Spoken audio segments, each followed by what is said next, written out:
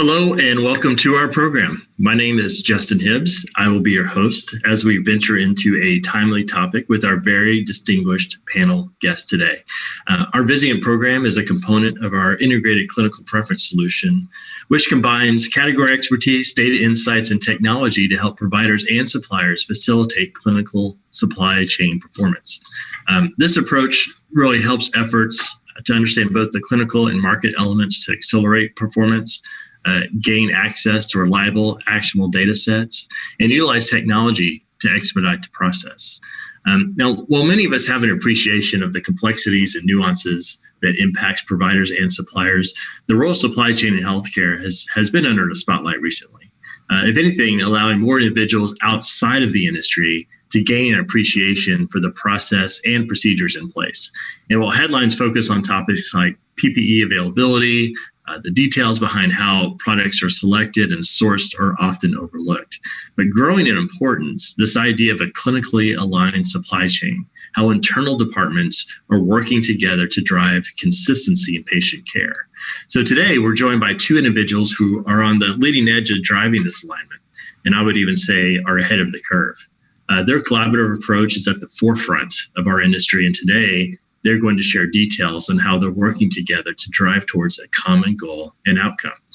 During the program, feel free to utilize the chat function. We'll leave time to address some questions at the very end. But please welcome Barket Ali and Dr. Kimberly Amrami. And I'll start with you, Barket. Could you formally introduce yourself and elaborate on your role at the Mayo Clinic? My name is Barket Ali. I have been in healthcare industry for more than 30 years now. Have worked in several countries, and I would say 7 countries and 3 continents. So I have a lot of international exposure and experience. I joined Mayo Clinic 8 years back and now serve as a senior director, category management, and responsible for all sourcing and contracting work. My team is also responsible for Vizient aggregated network named Captus. Captus has more than 90 health systems in 26 states of America, and we spend approximately $14 billion per annum, and my team is responsible to do all the medical device contracting work for them. Great. Thank you, Barket. And Dr. Amrami, could you also do the same? Yeah, thank you so much, Justin. I'm really pleased to be here and be part of this panel on this important topic. So I'm Kimberly Amrami. I'm a musculoskeletal radiologist at the Mayo Clinic in Rochester, Minnesota, and I'm actually also the vice chair of the Department of Radiology. But I've been at Mayo for 23 years now, but for the last 5 years, I've been the medical director for supply chain management for the Mayo Enterprise, and very happy and excited to be part of what's a really interesting and important process of integrating the supply chain with our clinical practice. Dr. Amrami, again, it's simply a pleasure and honor to sit with you today and have been working with you for the last 5 years in your role of medical director for supply chain management and my role as a contracting professional. I would like to start off asking a few questions. As you mentioned that you have been serving as a medical director supply chain for the last 5 years. Can you elaborate a little bit more about your primary responsibilities? So thank you, Barket. I really appreciate the opportunity to speak with you today, and it's been wonderful working with you for the last 5 years on especially physician preference items. So my role as medical director of supply chain management is a reflection of the structure we have at Mayo Clinic, which is that we have a physician-led organization. Our CEO is a physician, but we also have obviously important administrators, important administrative functions. But the way it works at Mayo is that physician leaders and administrative leaders are paired. So I am the physician partner for Jim Francis, who is the head of Mayo Clinic Supply Chain Management. And in my role, I am actually responsible for being a liaison to the practice.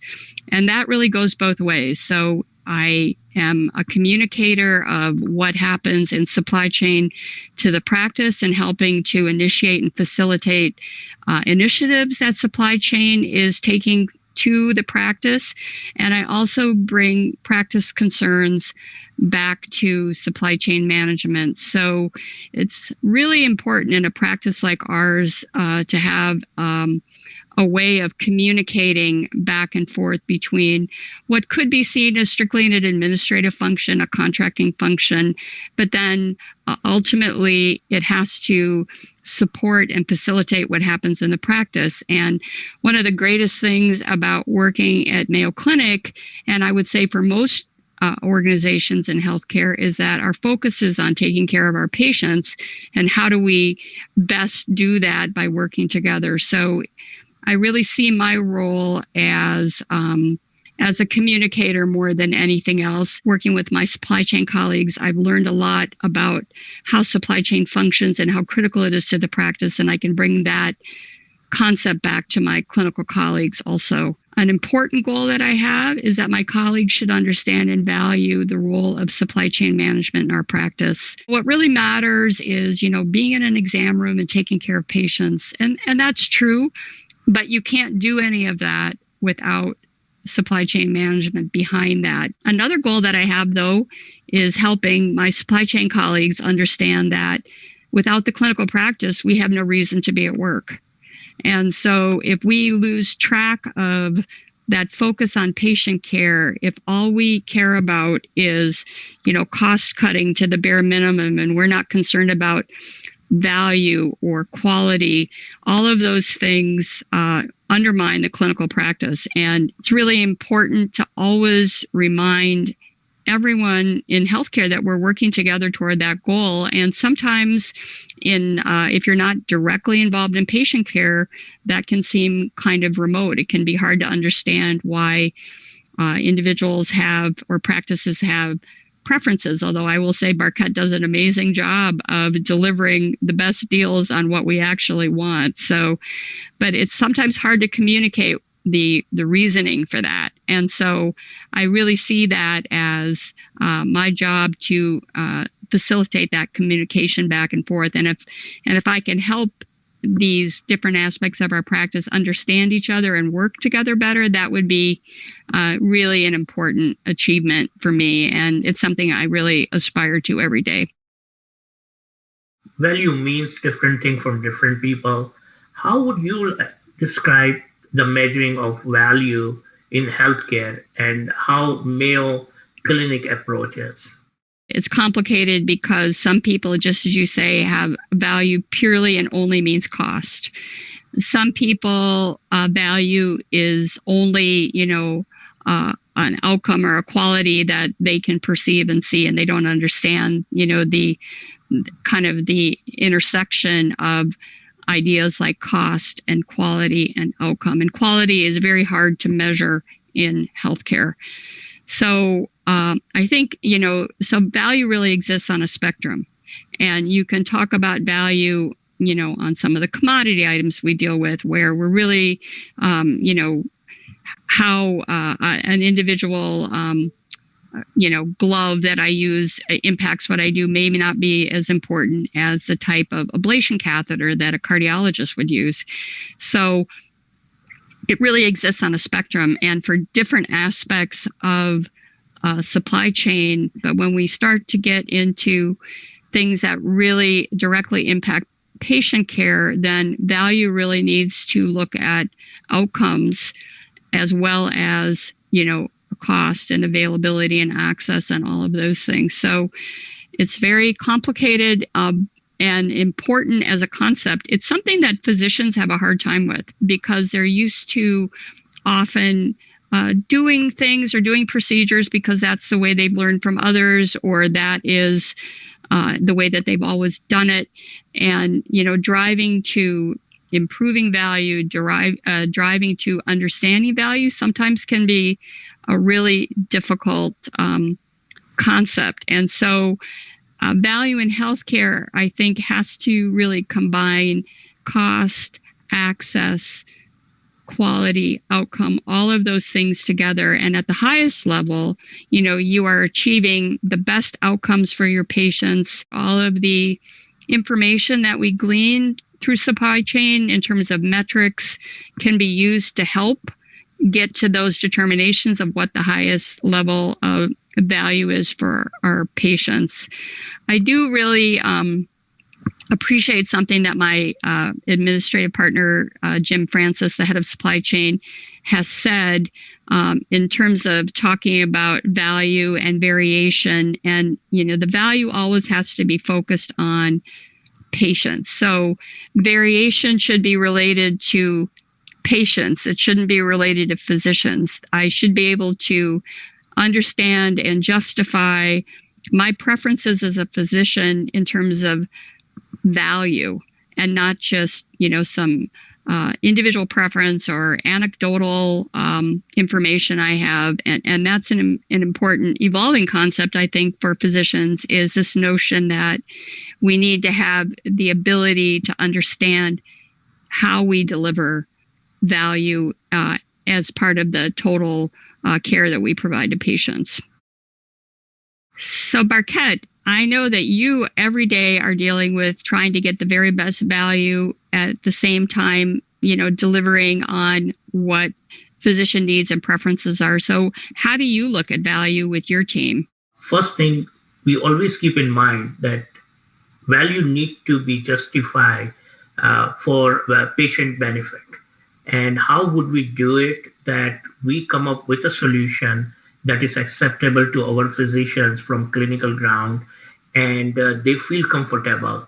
And it's all about trust between your relationship with your physicians. And honestly, I strongly feel that it is true that trust you need to build with industry too, because suppliers are only willing to bring the value to you if they see you as your intent to serve the patient community. Mayo has been seen as an organization that always keep the patient first.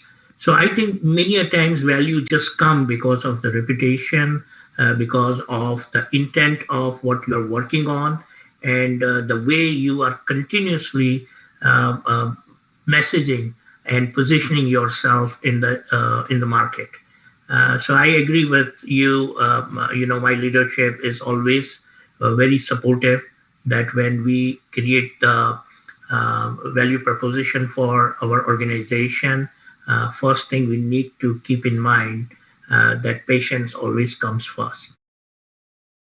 So many a times it is physician wants this, supply chain go and get that thing for them. How they can together create the value creation can happen over there. Well, that's a really important question, because I think that, one thing that we try to do is we try to drive groups toward consensus around what really is optimal for care. And it is obviously going to be a little bit different from patient to patient and institution to institution. But I think that we really try to get consensus. And if individual physicians want to do things differently, I personally believe they need to be able to justify that and explain that and convince their colleagues that really this is the better way to do it. Because just as you're saying, we should always really be focused on what's this impact to patient care? What's the impact to patient outcomes? And then, when we have that consensus around what really is the best way to approach it, then the really great thing about working with colleagues like you is that, we say, this is what we need. Here's what we want. You're so knowledgeable about the marketplace that you bring a lot of value that way also, about what's out there and what's available. But then it's really your job then to make my dream come true at the very best price. And so the determinations about what's appropriate in terms of what we need to take care of patients really has to come from the clinical practice. But the clinical practice needs to be responsible and achieve consensus around that. And then our colleagues in supply chain really take all of their tools and their knowledge to work with industry, work through contracting, work through the relationships they have with industry to really bring the very best value to our patients in those terms. Amrami, do you think that Mayo is different because Mayo employs their physician staff When you compare with any other service provider, many of them have a private practitioner who are bringing their patient to the hospital. Do you see any difference in that, both models? I think in some ways it makes it easier to drive to consensus and maintain, the focus. And it's easier to get physician engagement around participating in things like subject matter expert panels and so on, because the physicians in our practice are salaried, and so they're not experiencing any kind of a financial loss by not doing that extra surgery but being on the panel. So it's maybe a little easier. But what I've seen I participate in a physician leader group within Vizient for physicians, leaders of supply chain, and not all of those institutions have salaried physicians. Many of them are fee for service, and I see that they are very engaged and very interested to be part of the process of driving toward value in their institution. And how that value is reflected back to the practice might be a little different from practice to practice. But I believe that physicians, when they understand that their engagement is really critical in order to have a voice in these processes, then physician engagement is high. I think there are some institutions, unfortunately, where physicians are not as active in it, and that's generally, I think, less satisfying for everyone.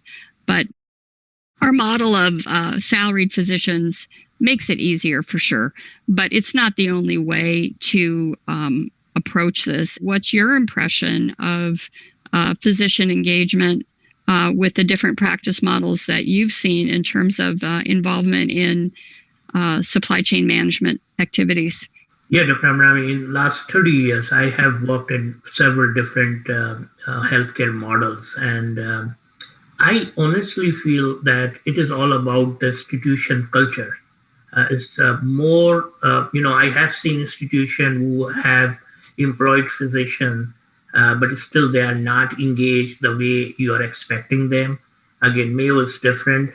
Our physicians are all engage in the early phase of everything what we do, so they have their input from the beginning.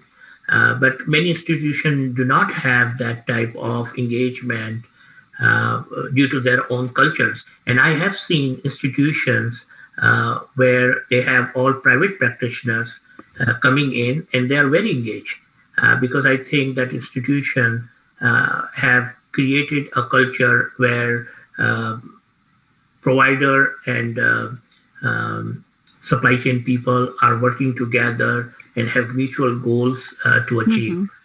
We have a lot of institutions do gain sharing programs now, where those private practitioners are also part of your goals and objective. When they hit certain numbers, they are also financially benefited. So there are several ways to engage physician community. But one thing I learned, Dr. Amrami, I feel that if you create a trust with your physicians, it doesn't matter they are employed or private practitioners. I think the only thing they look that supply chain people are coming to them are not talking about only finances. They are also looking the overall value proposition, which includes clinical outcomes, that includes the opportunity for physicians to try new things and do whatever best they think is good for a patient. So I feel that many a times when you create that trust, you get positive impact. One of the challenge in contracting work is how to manage the new technology, because when new technology comes in the market, you don't know the results. What should be the premium cost for those products, and if it is going to be reimbursed or not going to be reimbursed. So many a times it's a very difficult and complex decision-making process in which physician wants to use something. How would you recommend that all institutions create a process where new technology can handle efficiently and effectively, and not a big financial burden on institutions. Yeah, and that's always a really interesting question because, we need to always be looking at what the new technology is, what the new offerings are. And of course, there's a lot of development and innovation happening all the time in healthcare. And, how do we, test and validate and integrate new technologies, new devices into our practice? I think you and your team are very aware of what's aware in the market. And that's been, I think, really helpful. That's a very good complement to what physicians see speaking to their colleagues, in the pre-COVID environment when we used to go to meetings and we would, see what the vendors have. I think people who are in advanced practices usually have some involvement in some of that development and maybe collaborating with vendors. So I think there are lots of ways that people get access to or exposure to new technology, but every institution needs to have a process for bringing that in. So there are lots of complicated things. The contracting team does a great job because they always leave a little bit of latitude for us to do things that are not on contract. So we have the opportunity to bring new things in, but we need a process. You can't just have a salesperson show up, here's this new thing, I'm going to show you how to use it, and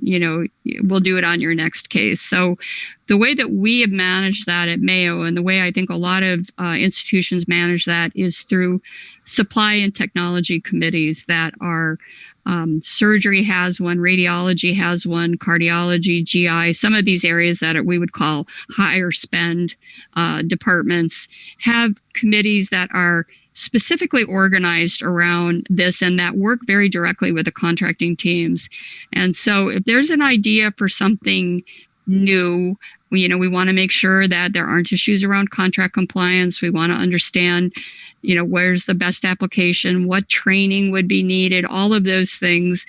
But what we do is we actually have a very specific process for bringing in new items. Every once in a while, somebody tries to go rogue and bring something in separately, and often when you can tell that somebody just was at a meeting and they were pitched something and, let's try it. But I do think that the process that we have, and it's not unique to Mayo by any means, is deliberate in the sense that it focuses on patient safety, it focuses on appropriateness, all of those things, but it definitely makes allowance for new technology and new techniques also. How do you make sure from a contracting standpoint that you're aware of what's out there? Because I've seen you actually bring new technologies to physicians for their consideration. It's not always only the physicians who are coming up with these ideas. In the last 5 years, there are a lot of changes happened in the market. A lot of products came in the market. And, belief was that bringing those products to the institution is actually impacting your outcome clinical data. What we have done at Mayo, that we looked at our contracts and created some outcome-based contracts where we ask our supplier to risk share with us. And many a times that is good way to bring the new technology, but also make supplier responsible to whatever they are saying. They have to demonstrate that in the value term. So, for example, we are working on with few suppliers on contracts where we are willing to pay a premium cost, but that cost only be paid if our clinical outcome data shows that that product is clinically going to enhance the value for our patients. And suppliers are confident that if they are confident that they could deliver on that, they are willing to do a risk-sharing contract. And they put risk over there. We are also working with our payers and see that how we can do a contracts where we can engage a service provider, so our service line leadership, and the payer and the supplier, and come up with a solution that is ultimately going to benefit our patients. And if the goal is to help the patient to come up with a best result, then everyone in this part that can play their part.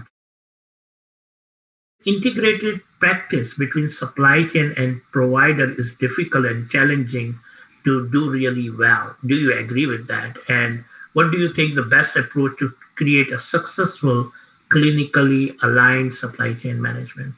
So if all of the elements of your institution are aligned toward best patient care, best outcomes for patients, and everyone accepts that as a guiding principle, then I think, the idea of achieving a clinically aligned supply chain is really achievable. But it really requires that alignment with culture. And just as you alluded to, it requires the integration of supply chain management and the practice. They can't exist separately. They have to communicate. They have to be in alignment. Because if they're not, if they're out of sync, and that does occasionally happen, then it really creates many problems and obstacles. So I think that it's, people can get to that common understanding about what our goals are, then you can definitely create, and it's a natural outcome then to have a clinically aligned supply chain. Now, it requires work and effort and communication. It requires physicians spending time with you and your teams. It requires your teams being embedded in departments. And that's something I'm very grateful for at Mayo, is that we have supply chain is very much embedded in our practice. So I'm a radiologist, and we have 3 people from supply chain management, from contracting and supplies, that are really embedded in our department and work with us very directly. And so that's another conduit for communication. And we're always trying to work toward the same goal. I can't function without supply chain management supporting and doing everything I need to do to get that care to my patients every day. And supply chain management doesn't need to exist if we're not seeing patients. And so I think that synergism drives you toward that alignment. Successful, clinically aligned supply chain management relies on tools and technology. How you use those tools and technology to see the data and act accordingly? That's a really good point, because we do really rely on our supply chain colleagues to deliver metrics and data and information to us that really assists with all of the clinical decision making we make at the highest and the most granular level. So we're really fortunate, again, that we have really talented people in supply chain management. It's called Performance Consulting, actually, is the name of the group at Mayo that does this. And they are aligned with departments, and they generate all kinds of tools that will help us look at the level of individual physicians, at the level of individual patients, certain types of cases. What happens if I substitute this supply for a different supply? What does that do to my cost? How does that intersect with reimbursement? Our government payer rates are going up. What happens if we increase that our government payer percentage? All of those things are data elements that need to be managed, and our supply chain colleagues have developed a lot of tools. I know Vizient has a lot of tools also, but we do really rely on our supply chain colleagues to provide those with an interface that we can understand and that we can use for clinical decision making. So again, it's part of that same communication. It wouldn't be useful if there were tools developed that were only understood by the data scientists and not necessarily by physicians. But at the same time, we need data scientists and people, analysts in supply chain, to crunch that and provide it to us, because honestly, that's not part of my education. And so again, it's that synergism. I know what I need to get to the best patient care, in my specialty. I need my supply chain colleagues to help me get to the data and the metrics that I need so that we can effectively make decisions together. How do you see those tools facilitating that relationship between the clinical practice and supply chain management? Things have changed so significantly, and the data which we can see now, and we are working very closely with our Vizient colleagues. Aptitude platform, we are using that now in majority of our clinical preference and commodity contracts and medical device too. We have started using that platform. We are working on the procedural analytics and now have ability to see each procedure, the cost of the procedure and the reimbursements and the total profitability of the procedure. We also work with Vizient very closely on our benchmarking tool. So any contract we do, price, it doesn't say price, spend analytics now. And that allow us to see if we are doing the contracts, how we sit in the market. And market is changing so rapidly. So we really need to keep track on that. And these are the tools that help us in keep ourselves ahead of the market to provide best possible prices to our physicians on their required products. I must say that 2020 was a challenging year for all of us. And a lot of things, a lot of concepts have changed. The way we thought about continuity of the business, or the way we thought about risk management and how to procure the products and what alternates we need to have ready if something goes as bad as what happens in pandemic. Would you share that how Mayo handled this crisis and come up with a solution that did not disturb our practice to see our patients? Yeah, I think, there are all kinds of disasters that happen that affect the healthcare supply chain. And we certainly have seen that before just in the recent past with the hurricanes in the Caribbean. And that certainly had a big impact on different types of medical device manufacturer, even saline from Puerto Rico. And so this is something that our supply chain colleagues really deal with. And we have an internal unit for business continuity, which I'm sure most large institutions have. I'm sure Vizient and Captis really address that also. So, we've been down this road before, but I don't think it's ever been like this experience we've had with a global pandemic. So I work with very smart people. And even in November of 2019, our supply chain leadership was starting to have some concern about disruption in the supply chain of things coming from China due to the beginnings of the COVID pandemic. And so they were very astute and aware of it.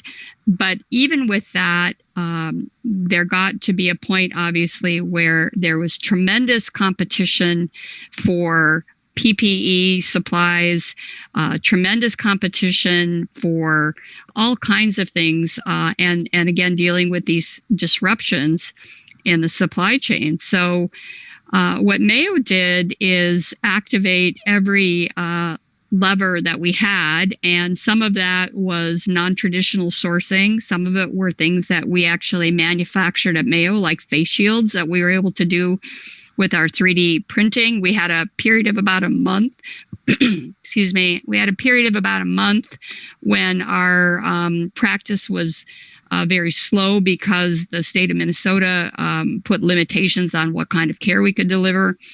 And in that time, we were dealing with very sick and acutely ill patients with COVID. But we had some time there to kind of gather ourselves in advance of what was a very successful practice reactivation. But it included lots of different ways of dealing with things. And what I want to say is that we dealt with suppliers about manufacturing what we needed. We dealt with some of our traditional suppliers to make sure that our supplies were delivered. A lot of things that we ordered maybe didn't get delivered right away. So keeping on top of that, we had an incident control group that was managing this from day to day. We had lots of things ongoing, and supply chain management had daily meetings with our highest level of institutional leadership on what the status was. But we were only able to reactivate our practice very rapidly, actually, because supply chain had done all of this homework and all of this, put in all of this effort to make sure that we had the PPE supplies that we needed to take care of patients safely. For you, Barket, and your team, I mean, you were spending an incredible amount of time and effort on trying to find supplies that were often really hard to get. So how did your teams adjust to doing that? And by the way, at the same time, transitioning from working together on site to working remotely for safety reasons? I must say it was challenging. It is more challenging in certain categories compared to medical device, which my team and I are responsible. Medical device market is a more mature market, not dependent on manufacturing at one country. But as you know, there are many commodities, pharmacy and clinical preference products are heavily dependent on import what we do. But in medical device, it was comparatively easy. We have a lot of choice, which also allow us to be more nimble, and our physicians are more accepting. If you are seeing shortage of some products, they are willing to try the other products. So we were well prepared to provide the alternates. And again, it's a different experience because in the past, we always working with physicians shoulder to shoulder, meeting with them. Any crisis comes, we are sitting and doing huddles and talking about things. Now, through Zoom calls and working from home, and many times physicians are in the hospital, we are at home. In the beginning, it was a little challenging, but the relationship we built in last several years with physicians help us that we did not find it difficult to adjust with the new environment.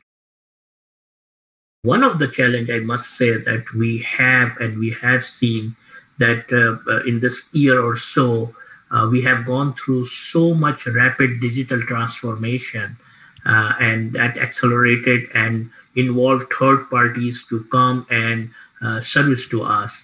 But it comes with a risk to organization from IT perspective. And I know, Dr. Amrami, you have been very engaged and working with our IT department and supply chain to make sure that all the security risks are being seen. Do you see this risk is really a big security risk in coming months and years?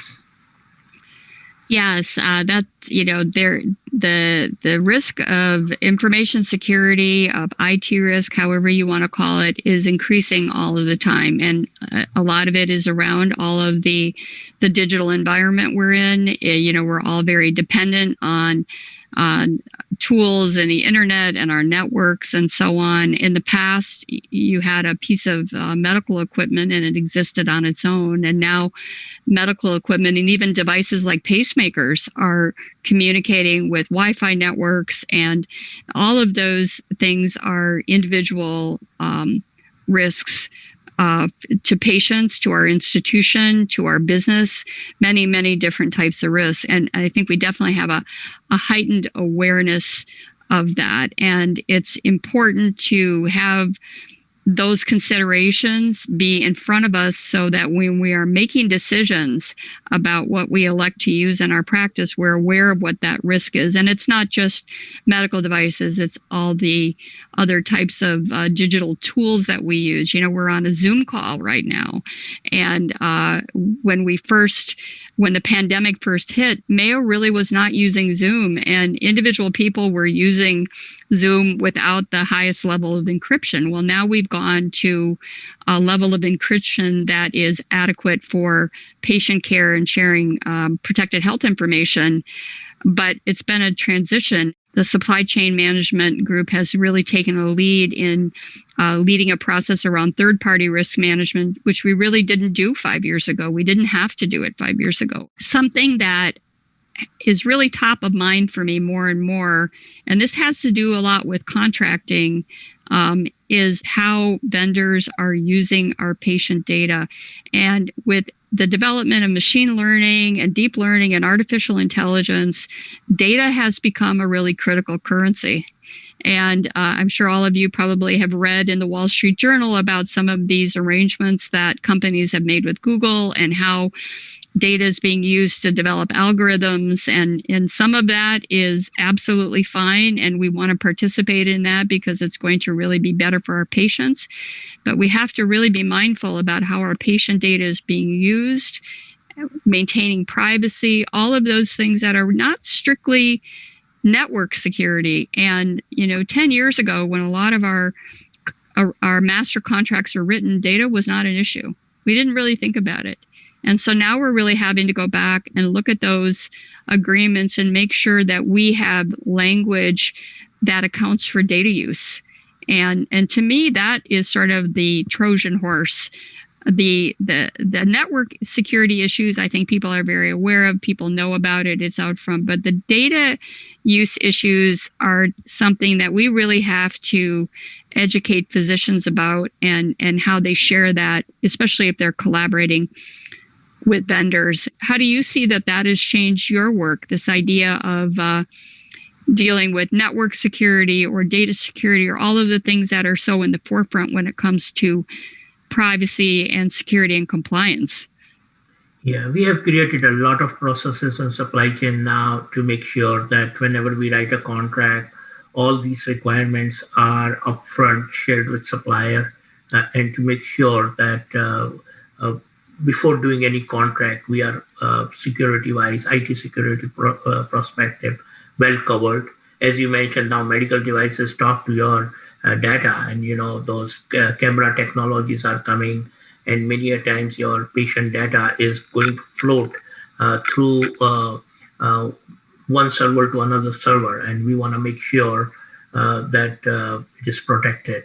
So let me ask you your last thoughts on how our audience or people who are looking to this or watching this webinar, you would advise them to how, as a medical director, you would work with your practice and supply chain together. Any last thoughts? I think the most important thing I could say to anyone who, as a physician, is involved in supply chain management is it's really important to communicate. So communicate to the physicians you work with in the practice, communicate with your supply chain colleagues, encourage integration, because we all want the same thing. We all want the best thing for our patients. But in order to get to that best thing for our patients, we have to talk. We have to work together. We have to make sure that we have a mutual understanding of the direction and the strategy to get there.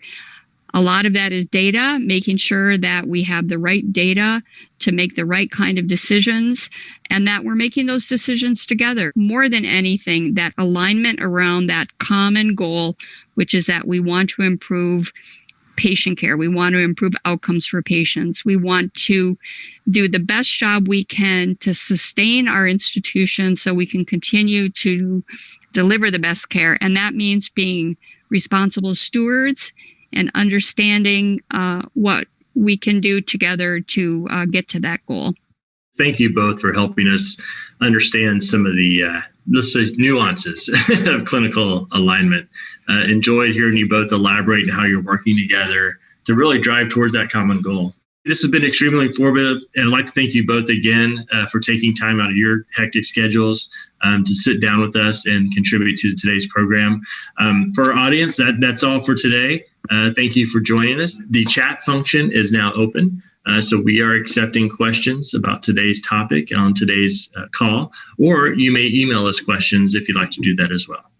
So thank you for joining, and look for future programs on key topics in the clinical supply chain space.